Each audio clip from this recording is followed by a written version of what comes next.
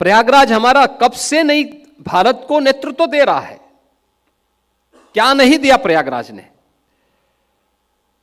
भारत की आध्यात्मिक परंपरा का नेतृत्व तो दिया ही, देश की स्वाधीनता आंदोलन में भी बढ़ चढ़ करके भाग लिया। लेकिन आजादी के बाद भी प्रयागराज उपेक्षित था। प्रयागराज से लोगों की विरासत आगे बढ़ी, राजनीति के शिखर तक पहुंची, लेकिन प्रयागराज उपेक्षित रहा। और प्रयागराज का एक सस्टेनेबल डेवलपमेंट का जो प्लान किसी ने तय किया, प्रधानमंत्री मोदी जी की सरकार, मोदी जी के नेतृत्व में ही अब यह संभव हो पाया 2019 में। और 2025 के महाकुंभ के बहाने आज प्रयागराज में आप देख सकते हैं, इस वर्ष अकेले 200 से अधिक सड़कों को हम लोगों ने उनका डेवलपमेंट किया है। सिंगल लेन को डबल लेन में, डबल लेन को 4 लेन में। अंडरपास थे जो सिंगल थे उनको डबल कर दिया गया। फ्लाईओवर थे, 14 फ्लाईओवर अकेले इस एक वर्ष के अंदर हम लोगों ने प्रयागराज में बनाए हैं।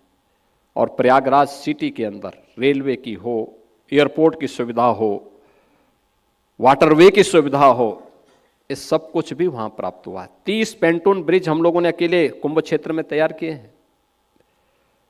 ये सभी श्रद्धालुओं की सुविधा के लिए। भारत की आध्यात्मिक विरासत पर देश और दुनिया गौरव की अनुभूति कर सके। जो एक बार आए वह बार बार आए और अपनी इस विरासत पर गौरव की अनुभूति भी करके एक नई प्रेरणा लेकर के जाए, एक नई ऊर्जा लेकर के जाए।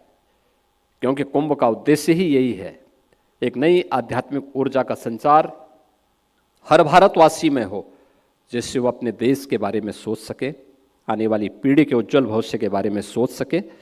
और इसी उद्देश्य के साथ उत्तर प्रदेश सरकार और भारत सरकार मिलकर के इस पूरे आयोजन को पूज्य संतों के सानिध्य में भक्तों की सुविधा के लिए सुलभ बनाने का कार्य कर रही है।